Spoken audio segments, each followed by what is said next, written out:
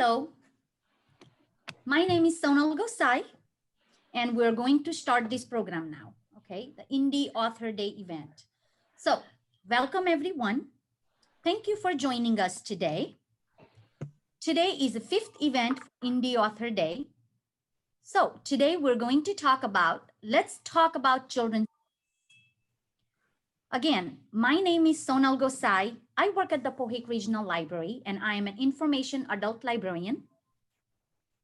During this presentation, please make sure to turn off your videos and stay muted unless you are the speaker. We will have a Q&A session at the end of our author presentation. So please enter any questions or comments into the chat.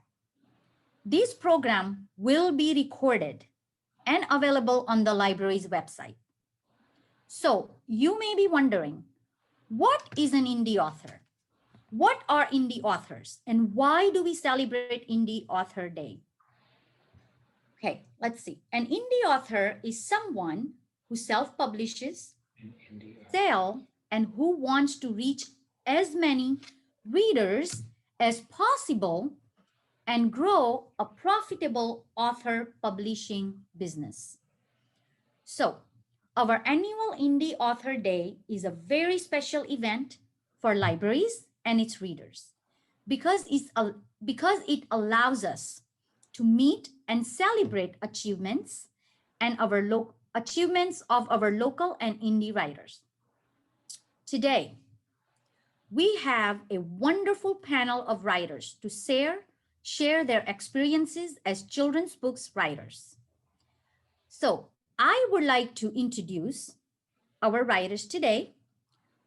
Michelle Gidaspova. Beverly Harris is not here, I apologize. Carol Mitchell, Christy Guillory Reed, Monica Phoebe Stoltzfus, Daniel Thompson, and Charlotte Yakovlev. Sorry, I mispronounced that. Charlotte Yakovlev. Fine. Sorry, apologize. So welcome all the authors. Welcome. Thank you for being here today. Thanks for having us. Thank you. Thank you. So we are going to get it started now. So the way it's going to go is I'm going to ask all the writers series of questions. So I'm going to start with question number 1. And question number 1 is going to be for Michelle. Michelle, would you please tell us about yourself? Sure. Thank you so much. So I'm a mother of 3. I live in Annandale, Virginia, and I wouldn't define myself primarily as a writer. It's something I do on the side. I do work full time, and writing is just a hobby. Thanks. Thank you. Thank you so much for covering that. Now, tell us about yourself, Carol. Hi, I'm Carol Mitchell. I'm in Fairfax, Virginia right now, and I've lived here on and off for the last 19 years. I grew up in the Caribbean, so you'll hear I have a bit of an accent, a mixed accent. I've been writing for the last 13 years. I've put out 15 books.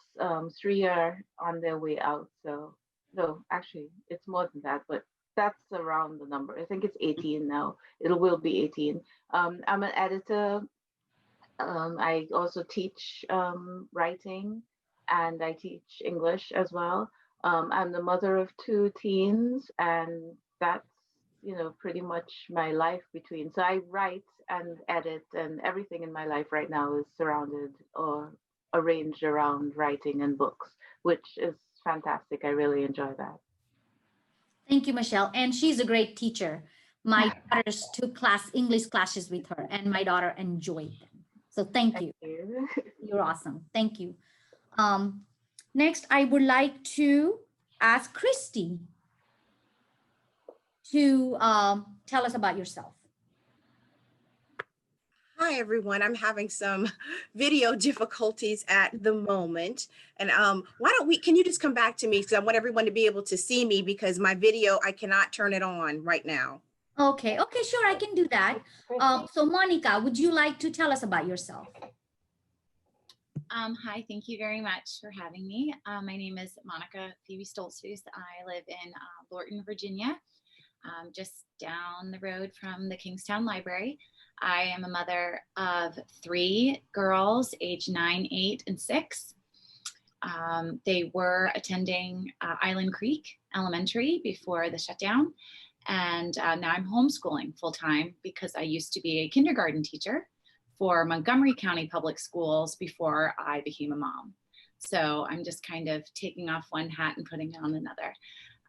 I've been writing my whole life, little journals, little everything, and then decided to really pursue it when my first child was born. And I was at home more than I was teaching in the classroom. So, and then my first book was published quite recently. So I'm very excited to be here. Thank you, and congratulations. First book, huh? Thank you. That's nice. Thank you so much. Let's see. Daniel, would you like to please tell us about yourself? Hello, I'm Danielle. You can see I'm deaf. And I'm sorry, I interpreted it again. Trinidad. I'm from Trinidad. That's where I was raised. And I moved to America about 13 years ago. Today I'm a professor at the university. I'm a mother of 2 kids. Their ages 7 and 5. And I also live in Virginia. This is the first book I'm writing on. So yeah, I'm excited to be here. Thank you so much for the opportunity. Oh, thank you, Daniel, for being here. Thank you so much. And next, I would like to ask Charlotte to talk about herself. So I live in Virginia, but right now I'm in New York. And my main career is I work for the networks. I'm a broadcast technician for the networks, which is not happening because of COVID. So I'm just kind of, doing nothing. When I'm not in studio or in the field, I substitute teach. And that obviously is not happening because of COVID. So I'm also a yoga instructor, and I'm a certified sign language interpreter, but I don't do any of those. So right now I'm just kind of muddling through life. And this is my first book. It came out like late last year, like December, and I had all these things set up, and then COVID happened. So now I've just got a nice spare bedroom with a table of books. Wow, so you're a writer, yoga instructor. Nice, nice. But hopefully COVID will get us over and we'll get back on the road and stuff. So. Sure. Well, thank you for being here. Thank you. Welcome. And Christy, would you like to go now? Would you like to tell us about yourself? Yes, I've got my video problems taken care of. So I'm glad I can see everyone and everyone can see me. I'm very happy to be on the panel today. A little bit about me. I also live in Virginia. I live in Northern Virginia. I have a 7-year-old. So right now things are very hectic with virtual school. By trade, I work in public policy. I've done that for almost 20 years in the healthcare arena. I'm an attorney. I wrote my first book in 2018. So just looking forward to talking to everyone and learning from the other authors. It's always good to collaborate with other people. So ready to explore the discussion. Great. Thank you so much. Thank you for being here. Now, we are going to go with our second question. So I would like to, our second question is, tell us about your books. Why did you decide to write children's books? And I would like to ask Michelle to tell us about her books and why children's books. Sure. Thanks for the question. So I have my book here. It's the only one I've written so far, although I'm working on another one. This book is the story of my mother's family, and my mom is actually online. So hi, Mom. Hi, Michelle. Hello. Hi. So this is the story of my mom's family. She was one of 10 children, and my kids, especially my daughter, loved hearing her stories. You know, the great stories of a raucous family with lots of laughter and crazy things that used to happen with 10 kids running around. And there were so many stories that eventually it came to me, let's try to write them up. And another thing about the family is they're really close. You know, they're all grown up, they're all across the family, but there's this very special bond among them. There's a lot of love in the family, and I wanted to capture that in some way. So this is a picture book about that story. Wow, that's great. Thank you so much. So, Carol, would you please tell us about your books and why children's books?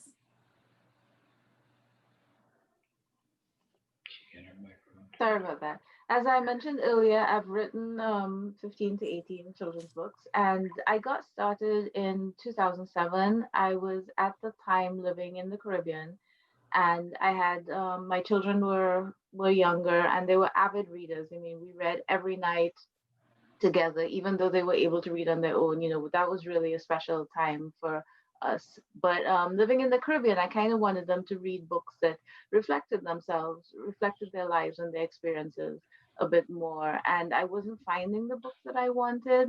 I came up with an idea for a book, my first book, which is called Adventure at Brimstone Hill. Brimstone Hill is a fort that is on the island of St. Kitts. It's really fantastic to see how well preserved it is and how interesting it is.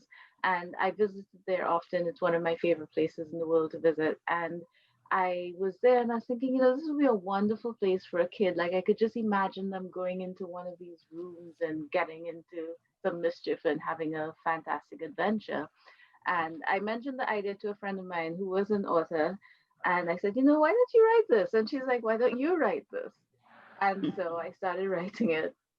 And fast forward to 2020, and you know, that's what I've been doing. So basically, I started writing children's books because I wanted to write the books that I wanted my kids to read.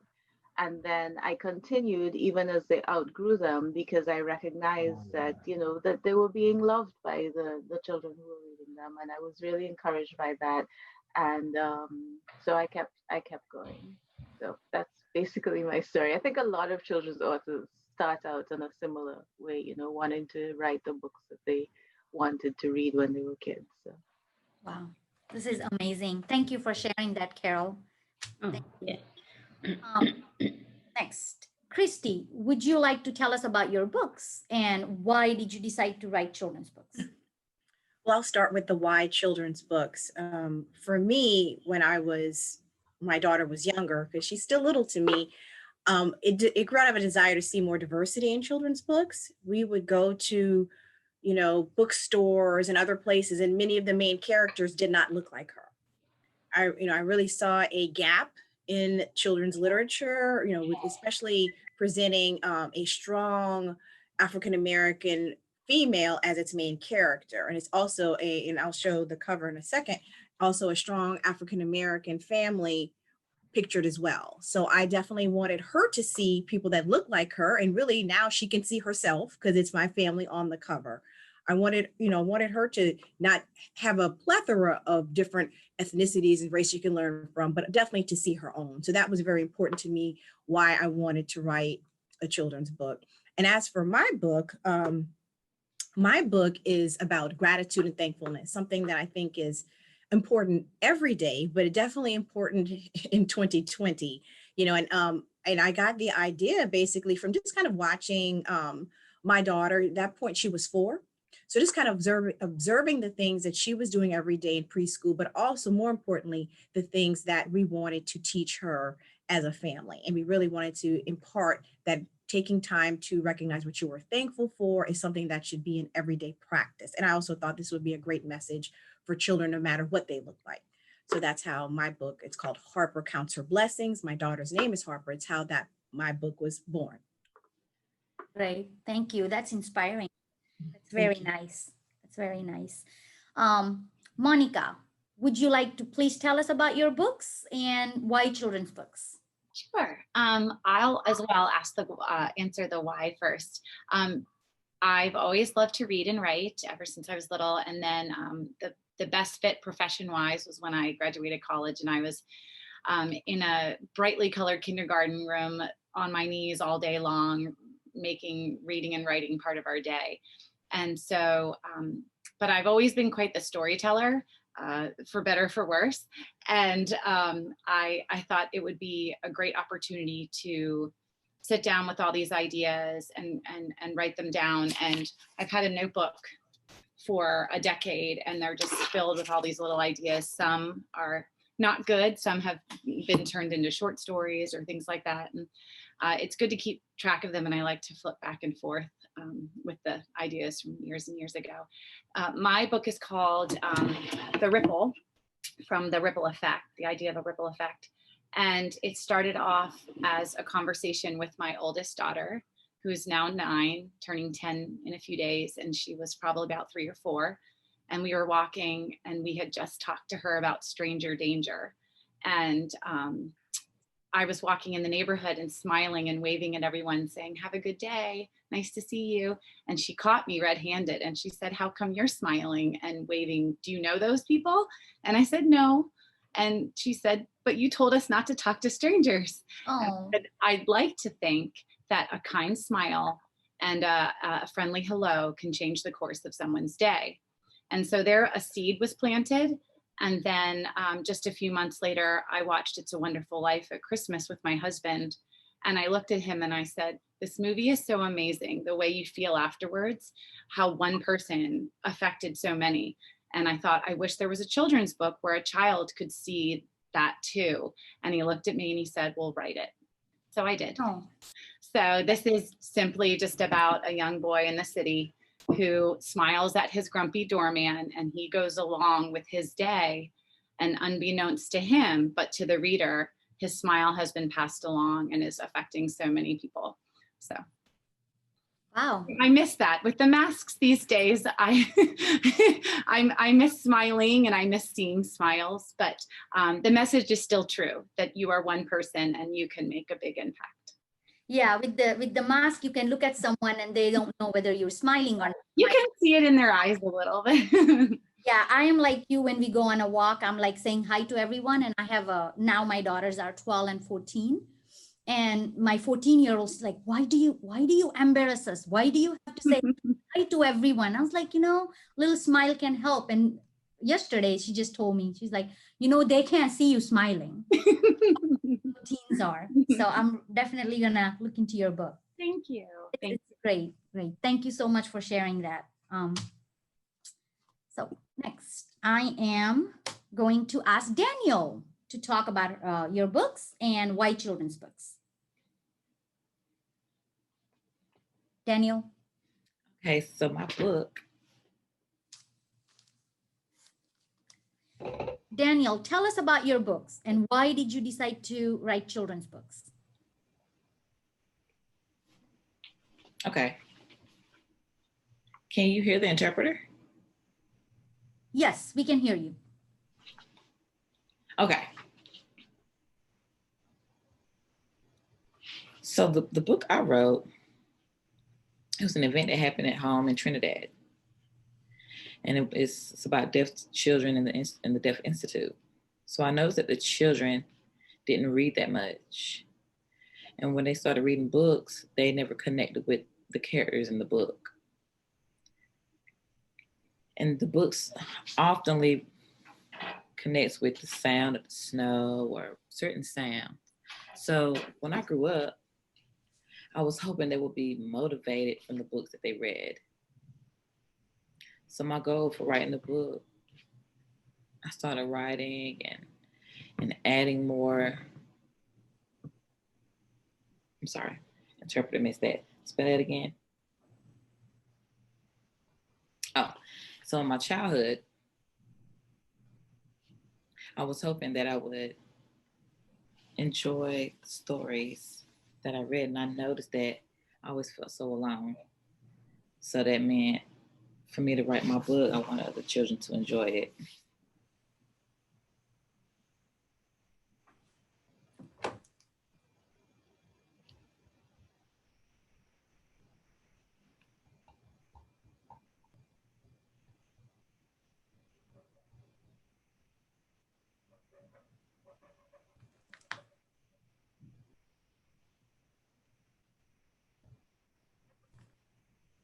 I'm finished. Okay. All right. Sorry. So we are going to move. The next person is Charlotte. Would you tell us about your books and why children's books? So I guess I'm going to start with what my book's about, and I'll incorporate with the why. So this book has been about a 10-year in the making. Lumpy was a rescue, and he just didn't have a very good puppyhood. And so when I got him, I vowed I would give him the best life ever. And so I started taking pictures of him, and he just would love the camera, and he would just, do what I needed him to do. And then at the same time, I was substitute teaching, and I would be in the school systems, and I would read to little kids. And some of the stuff I'm like, what are they reading? There's like, who really cares about Captain Underpants? I don't. And so I just said to myself, I want to make a book about Lumpy and hopefully get to read it in the schools with him. Obviously you can't because you can't put the dog in. But the idea was to give kids good backgrounds about like eating breakfast and getting exercise and making friends and taking naps and everything that we all love, as a kid. And so this book has over thousands of pictures that I've taken throughout his lifetime. And I just put them together and had a great, story. I mean, it talks about what do you want to be when you grow up and all kinds of things. And so I guess that's the why and the how. And so like I said, my mission was to give him the best life ever that he could possibly have because of him being a rescue. So.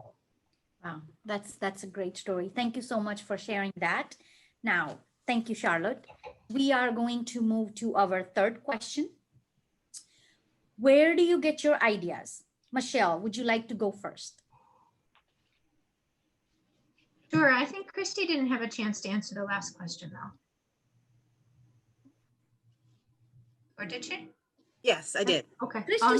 Yes. No, I yes. appreciate that, Michelle. But yes, no, I talked about my book and the lack of diversity in children's books. Right. Okay. Yeah, I'm going down the list. So I'm trying to make sure I don't skip anyone.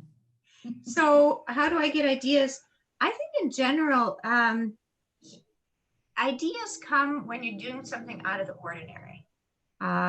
So for me, the idea for this book just happened to come when I'd broken my routine. Normally I drive to work and I've got a pretty busy day and my day's all scheduled. But that particular day I had to go downtown for something. So I was waiting at the bus stop, something I rarely do. And I just fell into conversation with one of my neighbors. And my neighbor was quite chatty and she asked me about the ring I was wearing, which happened to be my great-grandmother's ring. So my mother's grandmother. And I started telling her the story and it just kind of came out. And then I got on the bus and I was all by myself on the bus and I started just jotting things down. So I guess my advice is if you're looking for ideas, break your habits and do different things. Wow, that is really nice. Great, thank you for sharing that. Carol, would you like to share with us, where do you get your ideas to write your book? Yeah, sure. So I am a very curious person. It drives people around me nuts sometimes. I'm always asking, but why? I'm always, when you say something to me, I listen carefully. I kind of think about what you could mean and I ask a lot of questions. So maybe it doesn't work so well in real life, but in writing it does. And that's really where I get my my ideas. I think about, what would happen if someone came to this place and they had an adventure. What would happen if there's a monkey that features in 9 of my books, and what would happen if monkeys could communicate in a way with each other and act in particular ways. I wrote a book called Seascapes, which is a series of 3 stories, and they're all set with creatures from underwater. And I was watching National Geographic, and I saw a story about a seahorse that camouflages itself to look like seaweed. And I wondered, why would you do that? And what kind of life would that seaweed have? Would he be shy? And then a story came out of that. So for me, I listen, I absorb a lot of what's going on around me, and I keep asking the questions like, why does that happen? How would that person feel? What would it be like to? Recently, I learned about some a group of people who seem to have had an early knowledge of the Sirius B um, constellation, which is not really visible to the naked eye and hasn't been known about for a while, but it's apparent. It appears that they may have known about it, centuries before the rest of us did. And the question is, how did that happen? And just create a reality around that. And so I think that curiosity and exploring and asking questions of yourself, of the things that are around us, that's how I get my ideas. Great. Don't be afraid of asking questions. Yeah. Even if people get annoyed. Right. Yeah. You just have to ask. Be curious. Great. That's very nice, Carol. Thank you so much. Christy, would you like to go next, please? And tell us, where do you get your ideas? I'm probably going to sound like a broken record, but I think I would echo a lot with what the previous authors have said. And just saying, for me, it's just being a keen observer of my environment. The time I wrote my book, my daughter was 4, and I was just kind of literally just kind of observing, and she was beginning to have more conversations with me, asking her about, her day. I'd pick her up from preschool. So what happened today? But just kind of, I've always written about things that are going on in my life. I've written, tons of things for more adults. I've written opinion editorials, but usually I stick to kind of what space I'm in personally. And at that point, I was like, well, what I know is being an authority on raising a 4-year-old. I know what 4-year-olds are doing, so I'm going to write about that. So it just, literally, I would just kind of sit back and just kind of just daily observances, and again, it is that curiosity, kind of probing and asking questions. Well, why did this happen? How do you feel? And then just thinking myself, well, what is the message that I wanted to get across in my book? Because for me, having a positive message was the overarching goal. So, again, being a keen observer, someone who asks questions, but also kind of doing a lot of reflection. I think it's great to observe things. This kind of, sometimes I just like, well, before COVID, I would just like to go to bookstores and just kind of sit down in the cafe, and I would kind of just like to write, just pick up a magazine. I just kind of, even just observing people in interaction. So that's kind of my process. But again, anyone who wants to write children's books, I would again say just curiosity and observance will lead you to probably finding a great story, because there's lots to be told and just what we think are routine things. Everyone thinks, oh, I'm boring, I have nothing to write about, but there's always something that someone can add. Everyone's got a voice and everyone has a story. Yeah, write about your experiences. Cool. Exactly. That's very nice. Thank you, Christy, so much. Thank you. Monica, would you like to tell us, where do you get your ideas? Sure. My children are certainly a source. I definitely listen to what they have to say a lot while I'm driving, and they don't think I'm listening. When they were little, they were always arguing about whether princesses or witches were better. And so I went home and scribbled a story about a girl who's struggling between being a princess and a witch. It was like a broken family, one of each. And so I listen to my girls a lot because they have great ideas. We sit around the table and we'll do 1 words or 1 sentence each, and they come up with the greatest things. One time there was a battle about brushing your teeth. So we came up with this fresh breath dragon who, instead of breathing fire, had just like the freshest breath in all of the land. And so we still refer to brushing our teeth so we can have fresh breath like our dragon. And so I think children's books are so fun because the world is your oyster. Almost the sillier, the better at times. And you can take an old original and rework it. I love fractured fairy tales. I love the idea of spinning something that's been around for a while. So, and encouraging children to think out of the box is just a little perk. So I just, as the other author said, just listen, be silly, and definitely don't think that there's a cap to your imagination. Right. Be curious. Yeah, that's awesome. Thank you so much, Monica. Thank you. Thank you. Daniel, would you like to tell us, where do you get your ideas? Yes, I got mine from my children. I work with deaf children as well.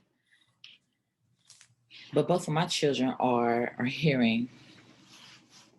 But my stories are related to that deaf children. Like they can't hear. And they often get the ideas from writing the books from that and how they perceive the world. And so I got the idea and I started writing about both of the hearing children and the deaf children.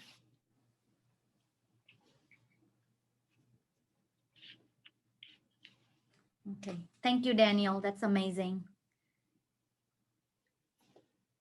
Thank you. Thank you. And Charlotte, would you like to go next and tell us where do you get your ideas? So I'm a little ashamed because I don't really have any ideas. This is my, like I said earlier, that my book was inspired to hopefully give tribute to my dog and all the other dogs that are in it, because a lot of them are no longer with us. But I mean, my background is like news and television and theater and film. And so I usually just kind of write about comedy or murder mysteries. So this is like totally a 180 for me. So not that I know about murder mysteries. I just, I just kind of but this book is just I don't know, I don't really have ideas. They just kind of come in and I go with it. I feel so green compared to all you guys. You guys are all like, hey, this is how we got our ideas. And I'm kind of like, okay, maybe it'll just fall in my lap. I mean, I had an idea for a picture book for like a 1, 2, 3 an accounting book. And then I was like, forget that. So right now I'm just trying to convert this into Spanish and German to just put out other languages and stuff, because I don't really have any other ideas. Sorry, I'm the loser of the group. No, that you just write as it comes. Yeah, pretty much. I mean, I don't know. Maybe Yeah, well, you're something. You're writing, so you're not a loser. No, I didn't. Well, no. You're here. You're with us. All the other ladies are so accomplished. I'm like, oh my goodness. So. You're here, so that's all that matters. And you did write a book. So thank you for sharing that. Thank you, Charlotte. Now we are going to move to our next question. And the question is, what was one of the most surprising things you learned in creating your books? And I would like Michelle to go first, please. Sure, thanks, Sonal. This question stumped me, and overall, the most surprising thing was that I actually did this, because I didn't really set out to write a book. It just kind of happened. And once I got into the middle of it, I kept going. The illustrations took a long time. I had the text of the story, but then I was illustrating each page. And the more I worked on it, the more I put into it, the more I really wanted to finish it. And then I really wanted it to be a quote unquote real book, because I think that it's a fun story for my family to have, but it also, I think, listening to other kids I've shown it to and whatever, I think it's interesting for other people too. I tried to write it in a way that was broader and interesting for other children. So at the end of it all, when I got this, box full of books and it shipped to me and I opened it, it was like Christmas, because again, I didn't set out to be a writer, and the fact that I could do this or anybody could do this is pretty amazing. Thanks. Yeah. My daughter is writing a little here and there, and a few weeks ago she put something together, and it was very surprising because she kept changing what she drew. She wanted to draw her cover, and she's like, I don't want this. And then a couple of days later, she's like, oh, I'm gonna change this. I'm gonna change the entire thing. So it was surprising for me. So thank you for sharing that. Carol, would you like to tell us what was one of the most surprising thing you learned in creating your books? Yeah, I'm with Michelle. This question was a was a tough one, but I think one of the surprising things that I think that, especially if you're writing picture books, is how hard it is. I don't mean that it's insurmountable in any way, but you look at a picture book and it's got 5 words on each page, right? How hard could it be to put 5 words on each page?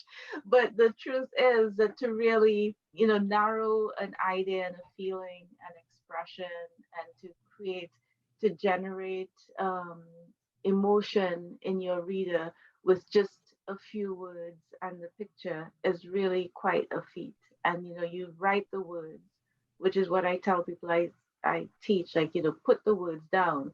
But then the process of revision and whittling and reorganizing so that it flows right and that it just has the impact that you want it to have.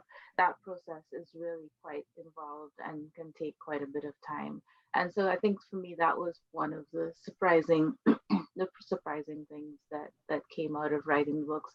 And then the other thing that was really wonderful for me was that when I share my books in the Caribbean, that the response that I get from the kids, that they're so excited to see books that reflect their reality, and like, oh look, that place, I know that place, or that fruit, and we don't see those in books. And then the response that I get from non-Caribbean children, because at the end of the day the books are really about things that children are interested in and that are important to them and issues that they face. And so you find that even children, wherever they're from, they enjoy them. So that's also been surprising and really rewarding for me. Okay. Thank you, Carol, for sharing that. Christy, would you like to share with us one of the most surprising things you learned in creating your books? Yeah, that's a really good question. I think, again, other people have kind of hit the nail on the head. It's how precise the writing needs to be for a small child, because my background, I'm used to writing things with words with many syllables. I can go on and on for days, but it was learning how to really get to the idea and something a child could understand, because really it could just be one sentence, maybe two on a page. So for me, it was the idea of kind of paring things down. But I think another thing is that becoming a children's book author and author, it is a business.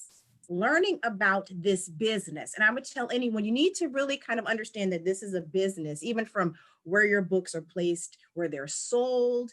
And in being an independent author, it's different. But, I don't want to speak for everyone, but I know I don't have like a major publishing, Random House or HarperCollins is not knocking on my door yet, fingers crossed, but it is different. But it's truly a business. And I think, I knew that, but I think there was a learning curve to understanding how all of this is done. And it's something maybe you may necessarily not be able to fully prepare for, but just prior to writing a book, but just understand that going in. And also the importance of really good illustrations. Now, I'm not as gifted probably as Michelle. I did not draw mine.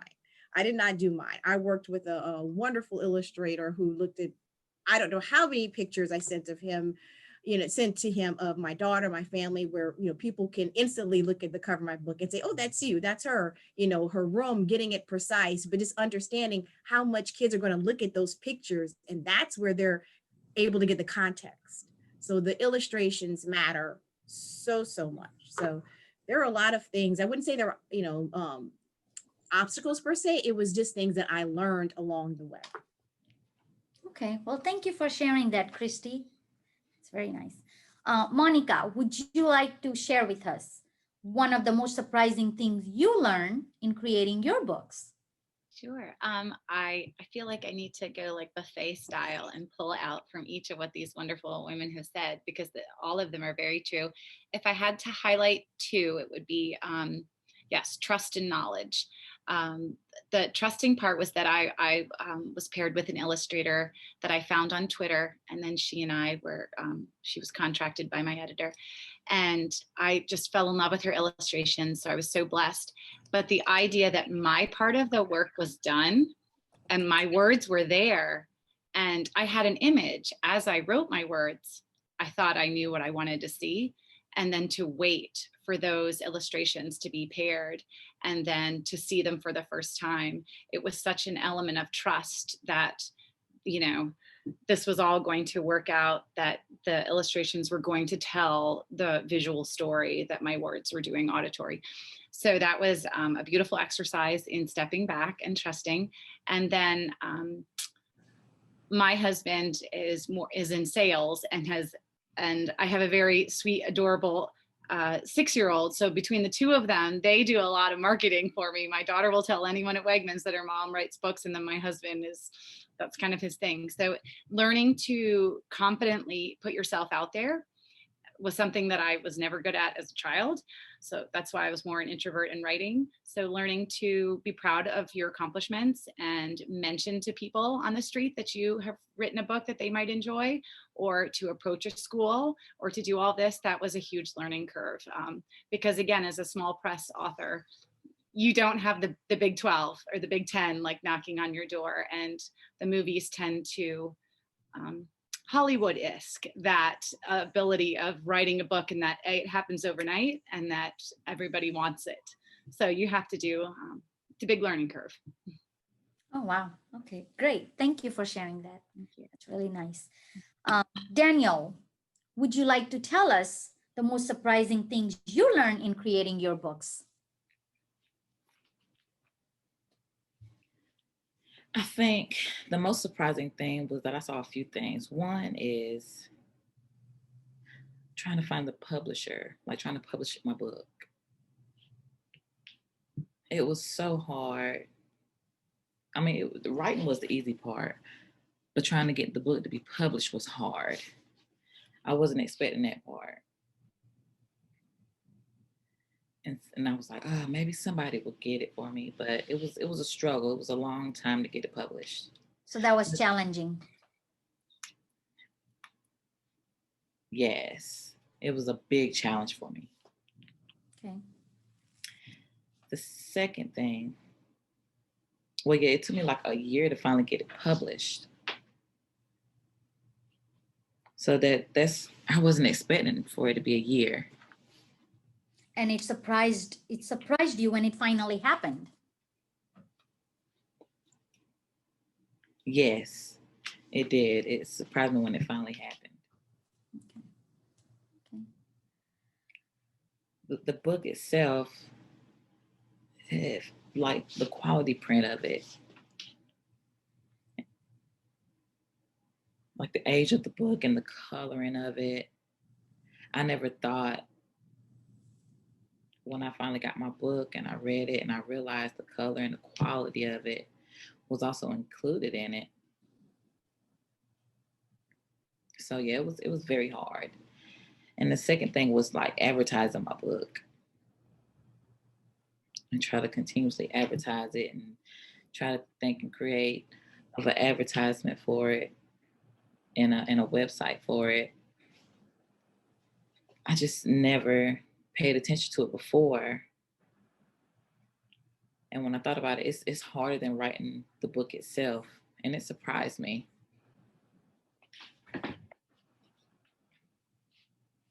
That's very good. Thank you. Thank you, Daniel.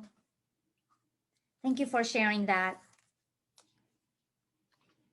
Charlotte, would you like to tell us one of the most surprising things you learned in creating your books?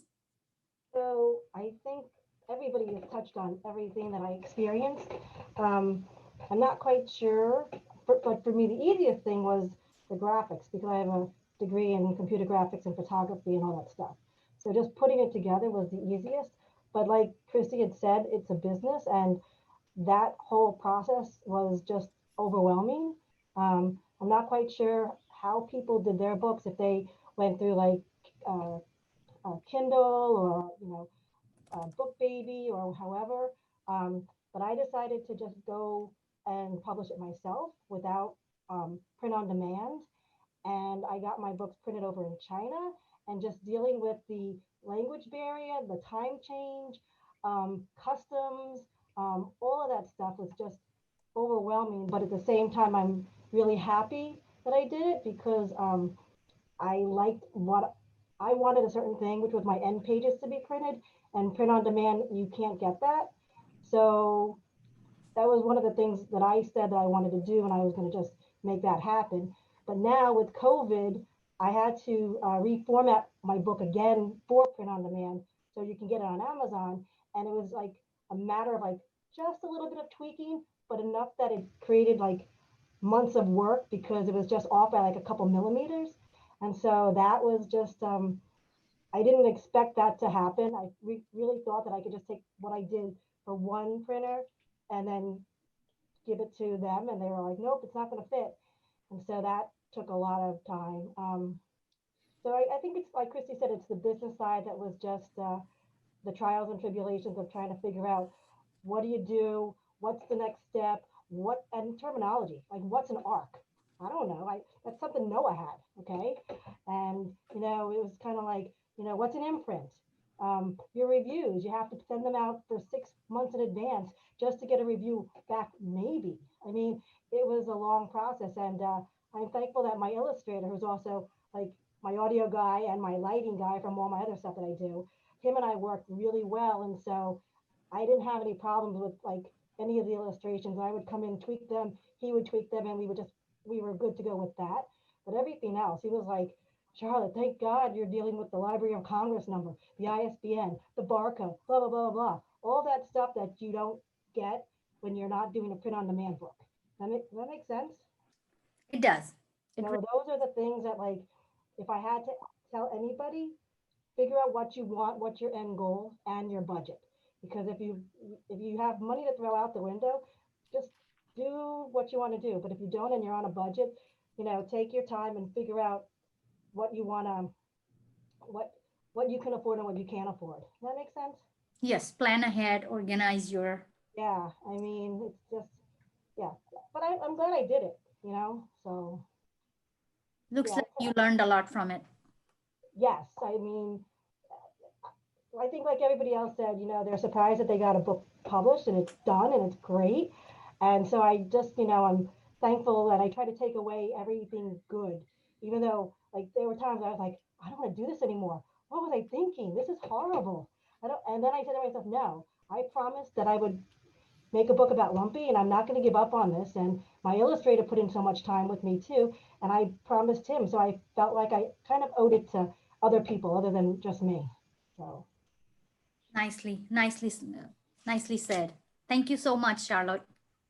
Thank you. We are going to move to our next question. And the next question is, what are the challenges of being an indie writer? And some of you already said some of the challenges, but if you would like to focus on that again a little bit. So what are the challenges of being an indie writer? And Michelle, would you like to go first? Yeah, sure. Thanks. This question really does flow from the others. So picking up Right. on what Charlotte was talking about, I cannot imagine trying to earn a living on this. I was shocked at how expensive it is. Right. So once I got halfway through this, doing all these illustrations by hand, I was like, I don't want this to be some soft cover cheap thing, Amazon self-print, because on Amazon, you can only print on demand soft cover stuff. I said, I really want it to be hardcover. No, you can do hardcover. Really? Yes. You have to have a certain, you have to have My book is hard and soft on Amazon. That's not Yeah. true. Mine's hardcover. Oh, thank you. So I guess I did my research wrong. There's a lot of stuff to wade through. At any rate, I ended up with Ingram Spark, which is Yes, me too. on demand. And I was surprised at, pardon? High learning curve with Ingram. I thought it worked okay. So I found, what do you call it? A layout person, just using People Per Hour, which is a website. It was a woman in the Philippines who'd worked with Ingram Spark before. She did a great job and she really interfaced with them at a very reasonable rate for me. But so if I wanted a, you know, the high quality color print hardcover, for me to purchase that is about $10 a book. And then if I looked at the prices that books sold online for, there's a very thin margin of error. So I felt it was really constricting to put out something that was that I thought was high quality, but that was priced at a reasonable rate that people would actually buy it. So I'm really curious to hear from the other panelists how you manage that and how potentially a person could actually earn a living from that, because I didn't see how that could happen. Thanks. That was the challenging part for you. Yes, thank you. Thank you, Michelle. Carol, would you like to talk about your challenges of being an indie writer? Sorry. Yeah, I think for me, I did have a number of the challenges that Michelle pointed out, but I wanted to talk about something a little bit different. So I began, self-publishing, and then ended up, it's a long story, but launching a company called Caribbean Reads, and we actually publish for a number of other authors, including myself.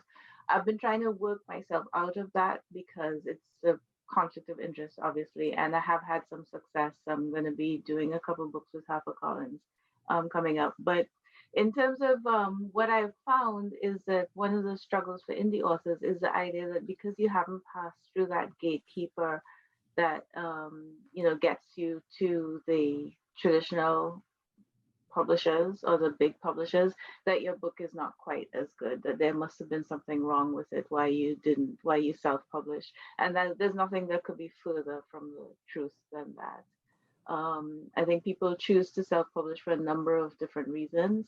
One of them is that getting traditionally published takes a long time, and it's also very subjective. It depends on who read the manuscript, if they read it at all, how it landed, what mood the person was in that day, what the publisher is looking for, like they're maybe in a particular niche at that particular time. I mean, there's so many things that could, stop you from getting published. You've got to get an agent a lot of times. And so the fact that you've self-published, often you can get the same quality of book, and it's not a reflection of the quality of your book. It's just a reflection of decisions that you made and the state of the industry. I tell people, make sure you get your book properly edited, make sure you've got the right layout and design, so it looks authentic. It looks like the other books on the shelf. But edit, get it professionally edited. You should not be the one editing your book yourself, and you can have a fantastic book out there. And the sooner that we can get people to understand the way that it works, and to understand that, get rid of the stigma. So for me, that was one of the biggest challenges. It played out in a very interesting way recently, since I've got this HarperCollins thing that people are like, oh, finally, and I'm like, I've been writing for 13 years. Like, the quality of my books haven't changed. Sorry about that. So that's about it. Great. Thank you so much, Carol. Christy, would you like to go next and tell us about your challenges of being an indie writer?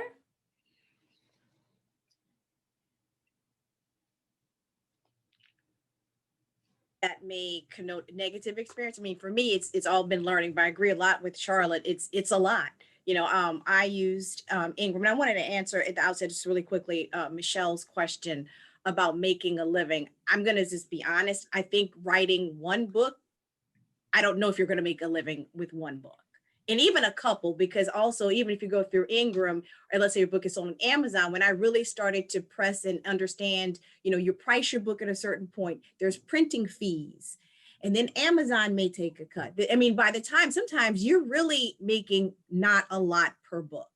And then going back to something Monica mentioned, is putting yourself out there, always trying to maybe get additional sales. I remember someone told me, carry a book with you everywhere.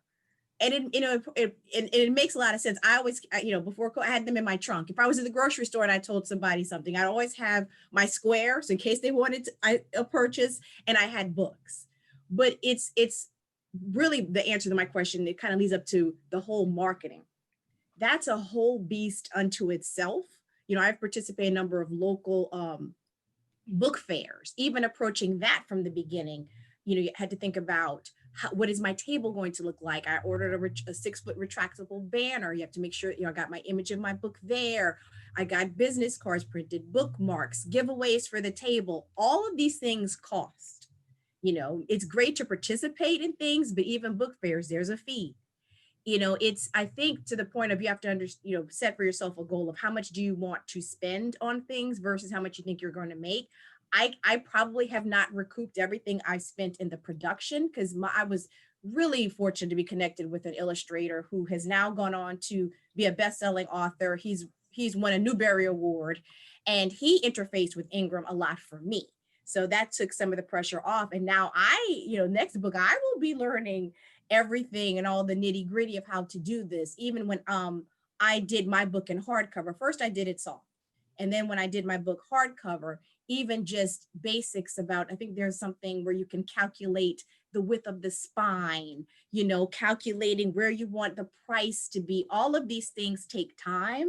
And I know for me, maybe not so now because I lost my job due to COVID, but a lot of the activity in the beginning, I was working a full-time job, going to book fairs, trying to do the marketing. It's a lot because I do think one obstacle challenge is if you don't have a marketing team, it's all on the author. And I say, you know, anytime I'd go to book fairs, have events, it was a family affair. We got t-shirts made with the book cover, my husband, my daughter, and especially since it's a book about her, kids love to see her. They'd walk up and she would chat with other little kids about the book. But making a profit, I think it takes some time. And I think you just need to be prepared in the beginning or for a period of time to say that you are investing in yourself and investing in your business. Because that's one thing I think for me with, you know, having the legal background, just trust me, I learned so much, you know, even in Virginia, you need to have a properly licensed business. You know, some people don't think about that, you know, establishing that separate entity.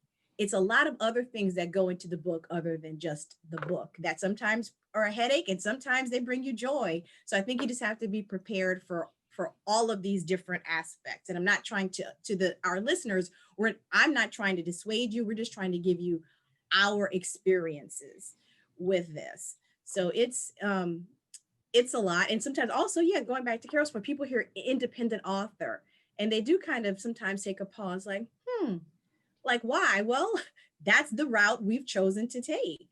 That's the route that was available to us to take. And I think, honestly, I wear that badge proudly. I'm an independent author. I'm self-published. I think that's a great thing to be. You know, I think the fact that, again, having this product, having this book I never set out to do this. So I think you just got to buckle up and prepare for wherever this journey takes you. Wow. Thank you for sharing that, Christy. That's inspiring. Thank you. And sharing your experiences. I'm sure it's going to help a lot of the people attending today. So thank you so much. Thank you. Monica, would you like to go next and talk about your challenges of being an indie writer? Sure. As I said earlier, my book is actually published by Clear Fork Publishing out of Stanford, Texas, and I had a wonderful editor take a chance on me. But to stay within the challenges is that I trying to get your foot in the door anywhere is so hard, and it's such a catch-22. My husband would scratch his head and said, "It seems as if you have to be published to get published." And it's like a dog chasing his tail. And like, I would look at agents and look at everybody kind of wanted you to be reputable before they could help you be reputable. So it's, again, you're definitely investing in yourself. And it's been a beautiful journey for my children to see that I did set out to do this. I have it written many times as a child that I wanted to grow up and write children's books. And the fact that I did it when I was visiting schools pre-COVID, the children to just see a human being who stood there with a goal and didn't give up, and to tell them that it doesn't happen overnight and that it's a very, very hard thing. And that I love sharing with people that I've had hundreds of rejections, hundreds. And, you know, it's very easy to give up after that because a no is a no from a stranger or, you know, a neighbor. So try to take it as not a reflection of your ability, but just that was really hard. I think I was writing monster books and pirate stories around the same time that half the other people in the world were. So the market was saturated. So it's just trying to, and again, as someone said, you never know who's going to be on the other end of that email. They could have had an awful day and they don't even want to look at something about a cat who can't find a friend. Like they don't want to hear it. And so it was just timing. So hanging in there and not giving up. And that was probably the biggest challenge. Great. Thank you so much, Monica. Danielle, would you like to share the challenges of being an indie writer?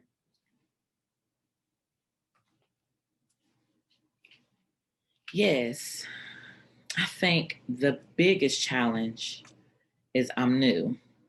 I don't know who to contact. I don't know any publishers. I don't know where the books will be sold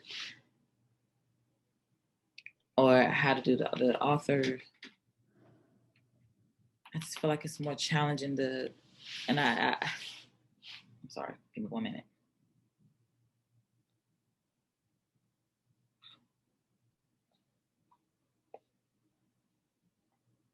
Yeah, be sold at the bookstores. And it's interest and to see if anybody's interested in my book because they don't know me. I'm new everywhere. And so that's a challenge. And try to in my journey in the book world.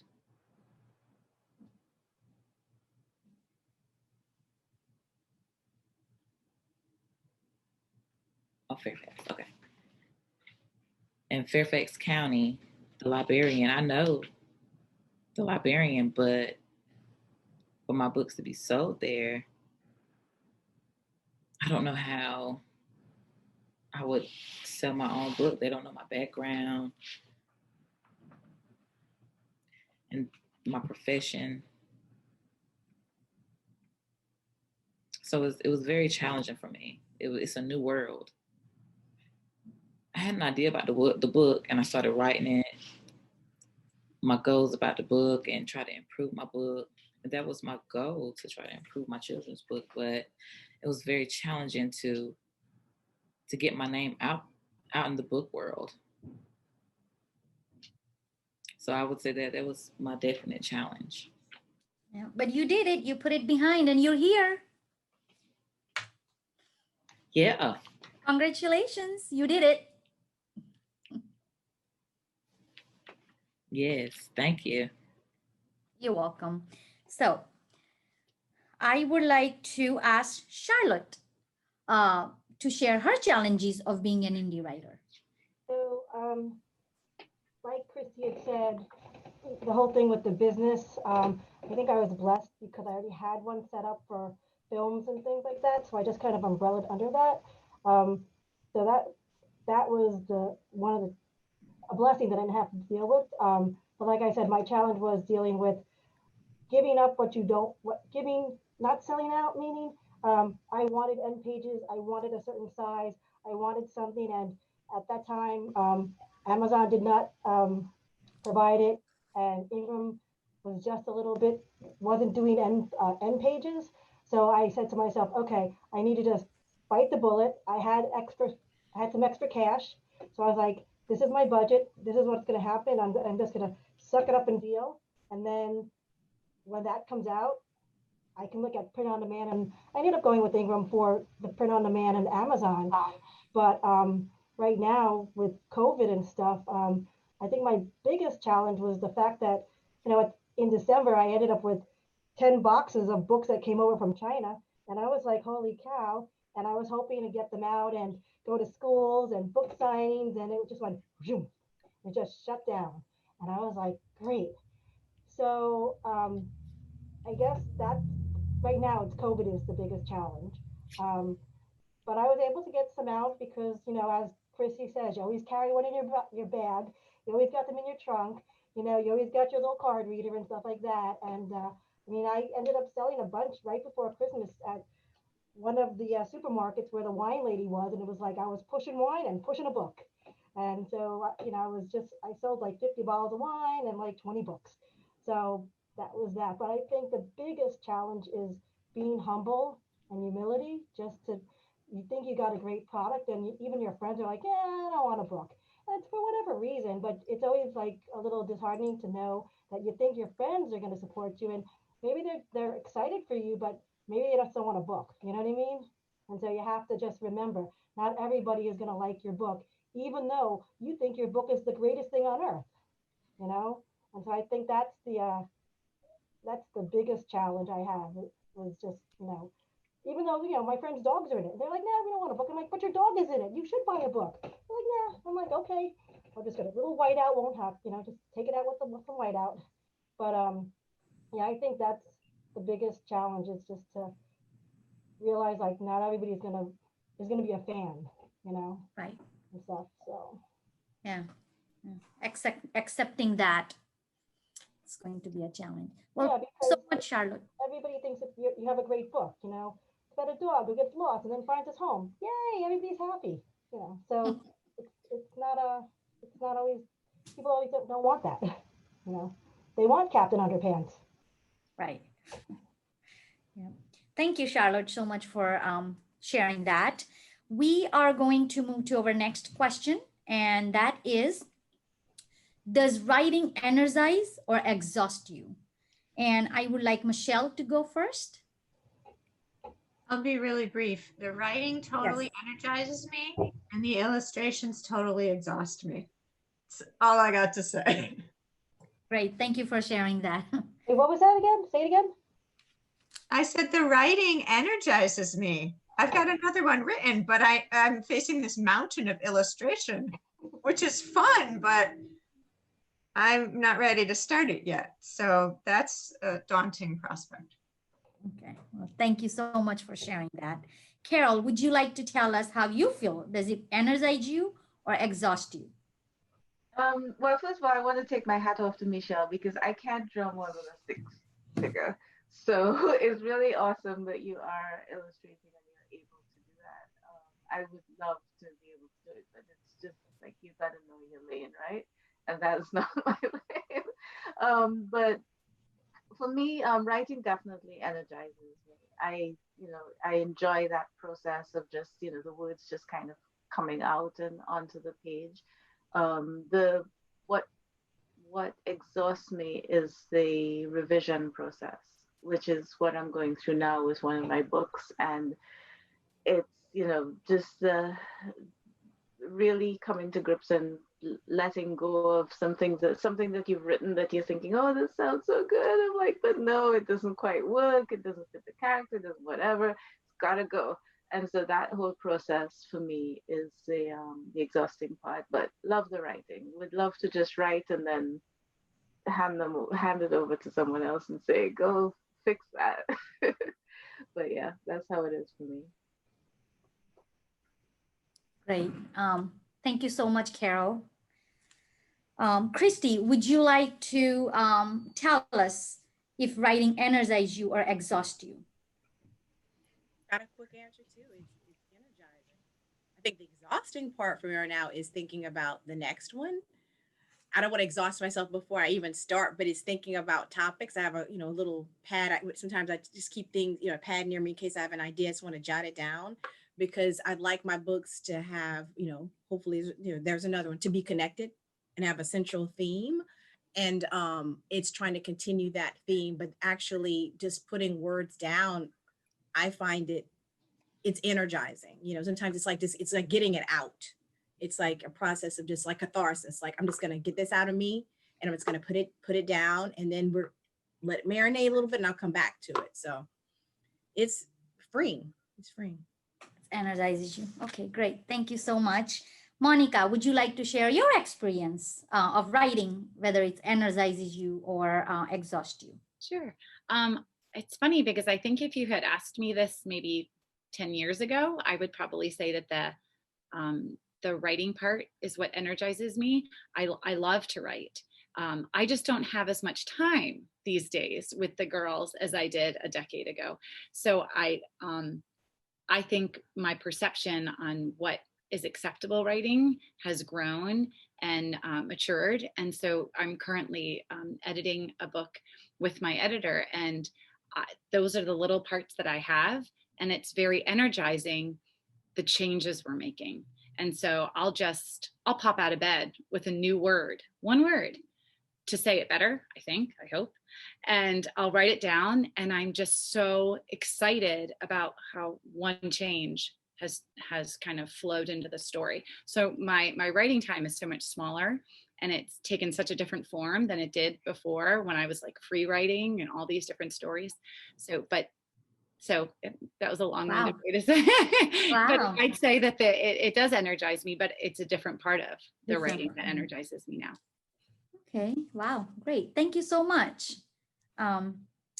Danielle, would you like to share whether writing energizes you or exhausts you?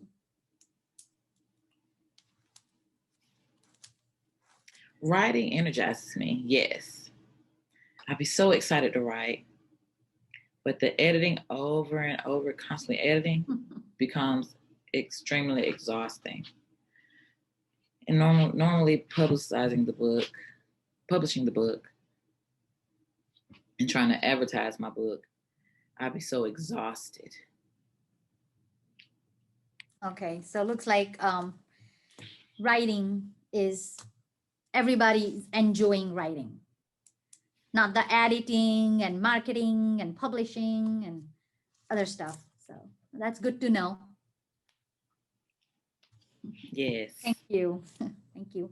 Charlotte, would you like to share whether writing energize you or exhaust you? Both. I enjoy the writing part. And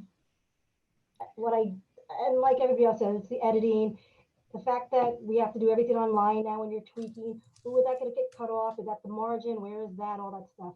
But I think the most problem some I have right now is being politically correct, making sure your words are chosen carefully, that it doesn't throw someone out of whack. You know, in my book it says, he got lost on his walk. My friends and I were like, "What does that put negligence on the owners? Oh my goodness, are they going to think the owners are bad?" So we had to go back and rewrite it again. So it made it like lumpy, kind of wandered away. But it's just those little things that you say to yourself, "Wow, that just totally could put someone in a tailspin." And next thing you know, your book is like, "Oh, well, the owners are bad owners," and it's just, it's the little tweaking that you have to like just be cognizant of, those nuances that you never think about, because people just take things so out of context now. And it's just, you just can't write a story for writing a story, you know? And it's almost kind of sad, but yet it's invigorating. Great, thank you. So, but it does energize you. Yeah, I guess so. I mean, I wake up and I'm like, oh, I got to do those edits. Oh, I got to do those edits. Oh, so sometimes it is exhausting. Yeah, because who wants to get up and do edits? Nobody. It's not like, it's like, oh, I got to go rake leaves. Ugh, who wants to rake leaves? Yeah, you want to write, but you don't want to do it's exhausting. I can see it. Well, thank you so much, Charlotte. I am looking at the time. So we are going to go to the last question. Okay. And then after that, we will go to Q&A. So my last question is, let us know, how can people buy your books? And Monica, can you share that information with us, please? Sure. You can get my book directly on the Clear Fork Publishing website. It is available on Amazon and on Barnes & Noble. Okay, great. Thank you so much. Michelle, would you like to share your information on how can people buy your books? Sure, it's on Amazon. Please, thank you.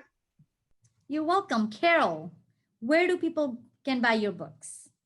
So you can buy directly from CaribbeanReads.com. If you contact them, they can organize to have you purchase a book.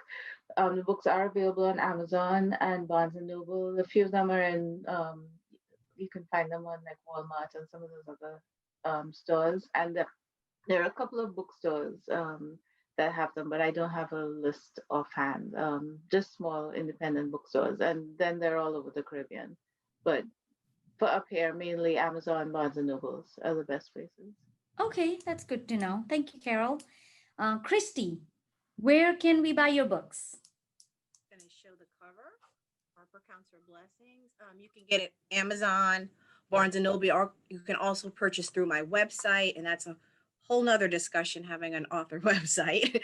The joys and tribulations of that. It's harpercountsherblessings.com, which basically you'd be getting it directly through me, and I believe it's on walmart.com as well. But Amazon, Barnes and Noble, and my website. Okay, that's good to know. Thank you, Christy. Danielle, would you like to share with us how can people buy your books?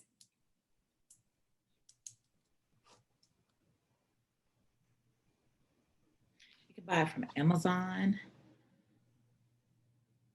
Barnes and Noble. Okay.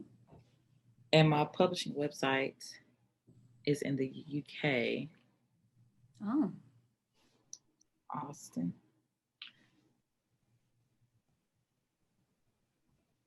Okay, you have to spell it again. I'm sorry.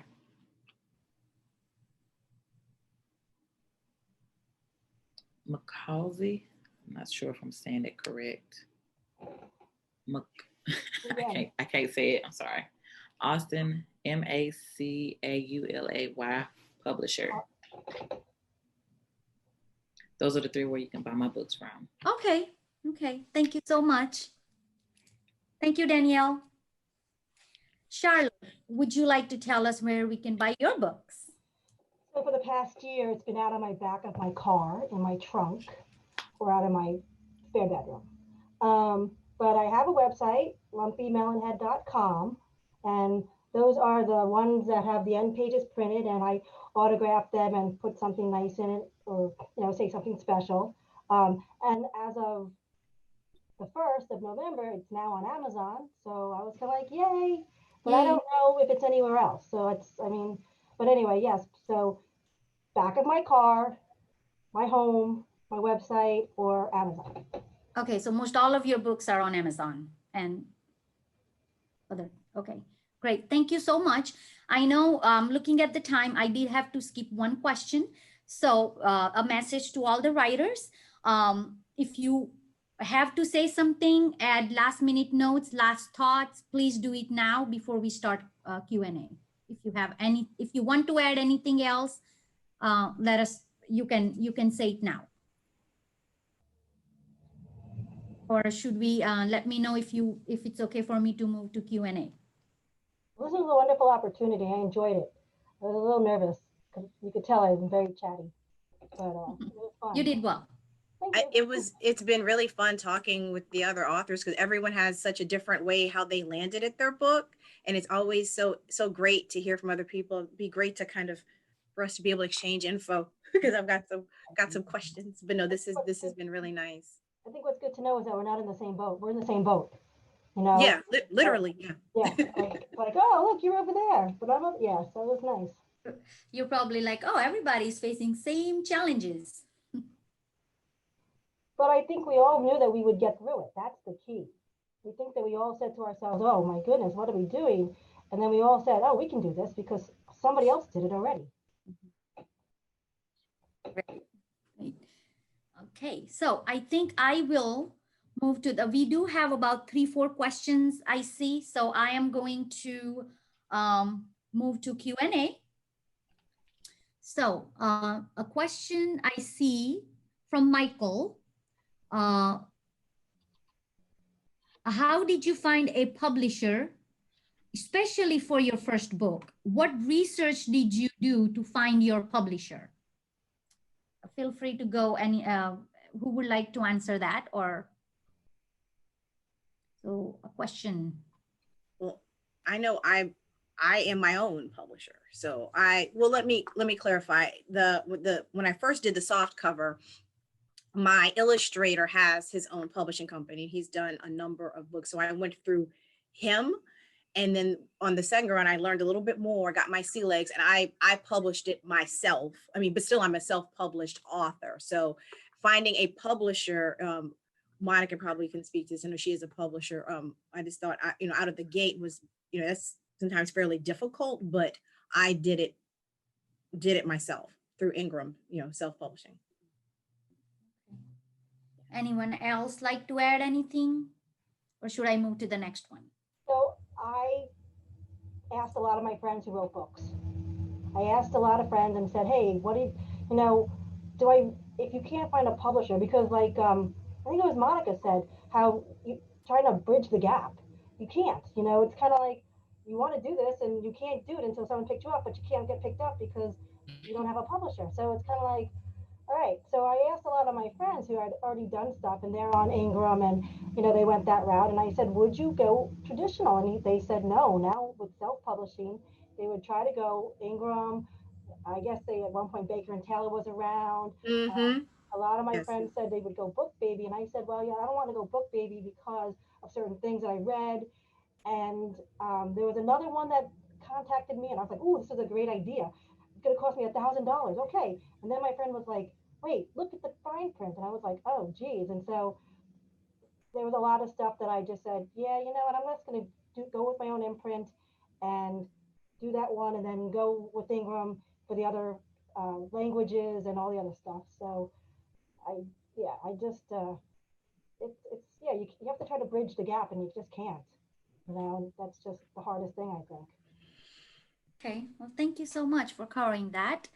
I just wanted to add one thing, though, if I may. In terms of the research for a publisher, if you do decide to go traditional, I think one of the things I suggest to people sometimes is that you look at books that you like, and if you look in the on the copyright page or in the where the author thanks their editor and their agent, then you can start collecting names. There also, you can look online for lists of publishers, but I find that if you know like what kind of book you're writing, and then you find a book similar to that, then you know that that publisher is interested in that sort of book. Like that's something that they've accepted before, and potentially would be interested. You want to like send out a lot of them.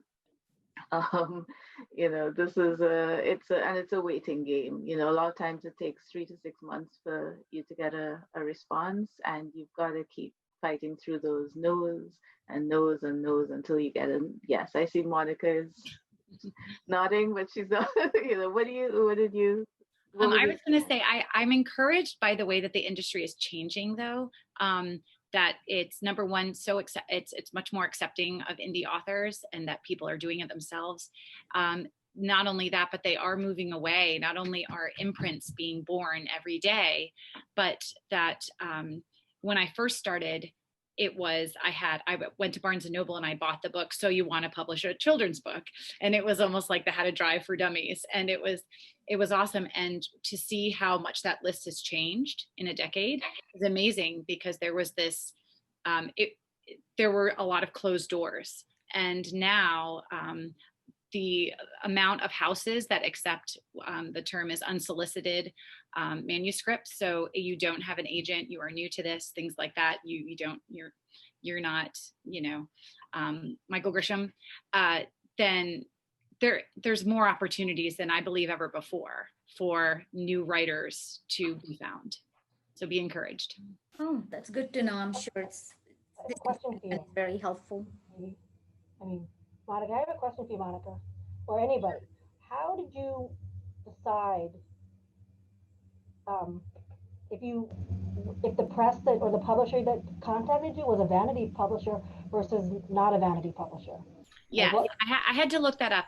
Anyone that wants money up front is considered a vanity publisher. So yes, and so mine, because it's a small house, I didn't get an advance, but my cut for the book, for each book, is significantly higher than a bigger house, because of the smaller, just the price difference in how she's working with Ingram and things like that. So I laid out everything and thought, okay, because it's a slight money game, but yes, the vanity press, from what I remember, is one that was like sign on the dotted line, and we'd like your money to help us. Right. So that's, and there were times I thought, okay, you want my firstborn too, so that's my understanding. So did they contact you, or did you contact them?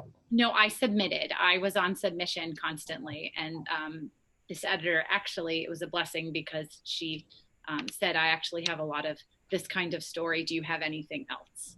And it was my anything else that was this. So yes, when I first started 10 years ago, I went big. And then I slowly realized that, again, there's a lot of opportunities for like the smaller houses who are looking for new authors. So. Okay, well, great. Thank you so much, Monica. I'm going to move to the next question. And that is, how do you begin to explain seemingly technical concepts about science, politics, for example, without dumbing it down and still keeping it interesting for children? My only advice would be to write like you're talking to children. And anybody who's hung out with children knows that naturally you speak in a different way depending on their age level. So write as if you're talking. Okay. A lot of Yeah, play that's on words, maybe play on words, just to help them visualize with things that they're familiar with, you know. Yeah, I think that's a great question. I think what I would say, I think the one of the important parts is the understanding that you don't want to dumb it down. Like kids are really smart and much smarter than we often give them credit for, and they can understand things. I think what you need to do is get at the essence of what you're trying um, to get across, and maybe find an analogy that something in their world, something that they can relate to, that is analogous to the what you're trying to say. And by doing that, you can then get it across without without making it seem dumb. Like break it down, simplify it, and get at the emotional content, or the just the underlying idea that you're trying to explain or to get across. And then you can build up to the more technical parts of it once you've that that foundation for the idea. Okay, great. I am going to repeat this question again because I got request for it. So the question is, how do you begin to explain seemingly technical concept about science, politics, for example, without dumbing it down and still keeping it interesting for children? Okay. I think what Carol said was it kind of hits the nail on the head, that a lot of people go to books for vocabulary. They go to literature to supplement when you're deepening your knowledge of a subject. So it shouldn't be baby language unless you're writing for a newborn, in which you're sitting holding them, and it's more about the sounds and the flow of words. But I think on a certain subject, I think it's 100% awesome to have some bigger words and deep content, because that's a teacher or a parent might want that particular book for that reason, that it touches on things that a child wants to know. Okay. That if the book's about politics, kind of piggybacking on something Charlotte said previously, realize that literally the environment we're in today, politics is a hot potato. So there invariably will be people that you may even in children's book area that you may alienate. But if politics is something you want to attack, I say go for it. But just realize every word nowadays is scrutinized. And I realized with my book, I didn't really, I knew what I wanted to put out there, but I mentioned the big word. I mentioned the word God. So, and honestly, I've gotten tremendous support for my book, but I realized that with school visits, I pretty much can go to religious schools, which has been wonderful. I'd love to take my book and read it at my daughter's school. I was able to be a mystery reader a kindergarten year, but I completely understand the division between church and state. I can't take my book's not going to be for everyone. And my only negative Amazon review was from someone who I don't even think ever purchased my book, saying that I was trying to make children believe in a ghost, in a spirit. So that threw me one day. I was just like, oh, everyone loves it. And then here's this mysterious Amazon review. So not everyone's going to, and that really made me understand, not everyone's going to like it. And I was working with a business coach, and he was like, and he was just, he was trying to make me feel better. Said, you haven't made it until you've got a hater. And I was like, that's a great way to look at it. I was like, I'm not trying to proselytize anyone, but that obviously religion can divide, and some people don't want that discussed at all. Religion and politics, proceed with caution. So I have a lot of haters then, because my friends tell me that their parents hate the book because the kids want them to read it over and over and over. So much they're like, oh, we're tired of that book. Stop. That's nothing. That's good hate. I know. I love it. But it's funny you bring up that whole topic of what can you talk about? Someone asked me, hey, what is Lumpy's real story? Because obviously it's a story. Because people are like, oh my God, this is so sad. I was like, no, it's not. They're like, and they asked me what was their real story. I said, it's even more horrible. And they said to me, why did you put that in there? And I said, because I feel like there are certain things that it's not for me to expose children to. And I don't want kids to think the world is cruel and the world is a bad place because of, because it won't be the rescue. So I chose to make it a more friendlier story that makes the world, sugarcoat everything. But, I just didn't think like, I just didn't want people to think like the world was bad. And so there are certain things like politics and religion that I tend to stay away from because it just becomes controversial. So, And even I would even throw race in there, but from my vantage point as a Black woman, I haven't. I feel it is my duty, and it's my duty to show. Even in the pictures, the schoolyard pictures, I have children of various races, and I really wish other authors would think about that too. When they show children's classes don't all look one way. She's had an Asian classmate, a Latino classmate. I show all of that, but I definitely, when I'm speaking about my book is to promote diversity in children's literature. so the fact that you said that, the original pictures, like obviously these are all photos, and some of them have been manipulated because I could never get Lumpy on the Capitol steps or Lumpy in front of the Lincoln Memorial while I ran back and took a picture. So there's a lot of Photoshop and stuff like that. However, there's a group photo, and one of my friends said to me, "Hey, you need to have a little bit more diversity in there." And so I went and took some pictures of some other friends and popped them in there because, like you just said, my friend said, kids like to see pictures of themselves, Exactly. and they want to identify and go, oh, look, that person like me, and so I'm happy that, we're able to do that and stuff, so. Great, great, nice. Thank you, everyone. I am going to move to the next question, and if somebody has asked, are these books available from the library? Mine's in Fairfax County. Mine too. It might be in Prince William, but I don't know because COVID happened. I don't know. Okay. So you see your books in your Fairfax County Library. Okay. Yeah, so that's. Well, I don't know. I mean, I gave it to them. Right. And don't the books rotate? I believe they rotate amongst the libraries in the system. I don't think it's just in one. So I believe, I don't know how long that rotation period lasts, but I provided my book as well. So it's in the system.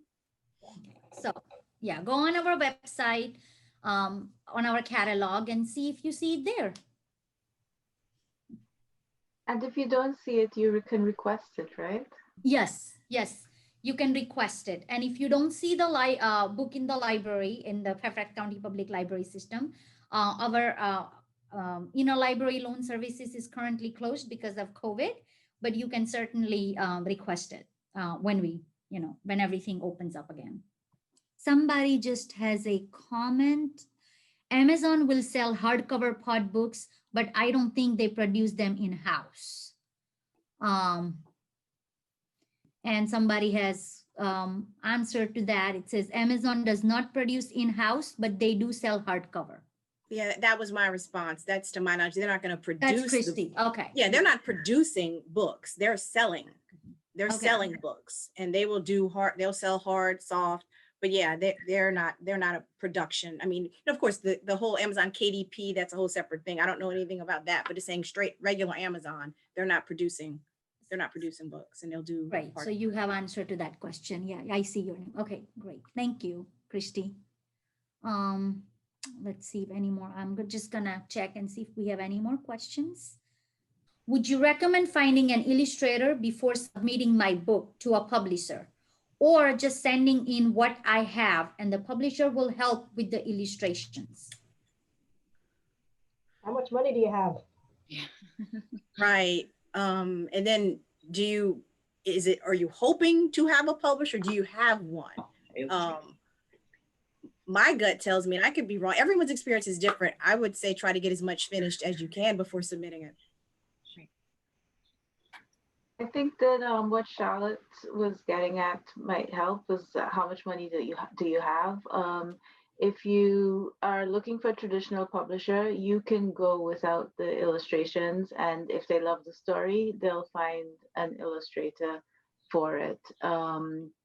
If you do have an illustrator that, let's say you illustrated it yourself, or someone in your family or someone connected to the story who illustrated it and who really has that vested interest in it, then that may make sense. But if you want to go traditional publishing, I would not go and hire an illustrator to illustrate the book before trying to find a publisher. Okay, thank you. Also keep in mind though, if you do illustrate well, I don't know this for a fact, but this is what I read, that if you do have an illustrator and then you go with the publisher, you may be scrutinized by the publisher to fix things, get rid of stuff. And so you end up maybe questioning, do you sell out or do you not? Because there's something that you may really truly like about illustrations. And then your publisher's like, nope, wrong, get rid of that, So it depends on, what you're willing to sacrifice in your product. All right, does that make sense? Yeah, and you also run the risk of exactly that you pay for someone to illustrate it, and then you get a publisher who loves the story but doesn't like the illustrations, and then you've spent a lot of money that you can't recoup. So. Okay, thanks everyone. It's a little after 2 o'clock and I would like to wrap up now. So I just want to thank everyone again for being here. And thank you, authors, for being a part of our panel and sharing your experiences as writers. We hope to see everyone tomorrow at 2 p.m. for Cook Along with Pat Tanumihaja in a virtual live cook along session. So I hope to see you all there tomorrow at 2 p.m.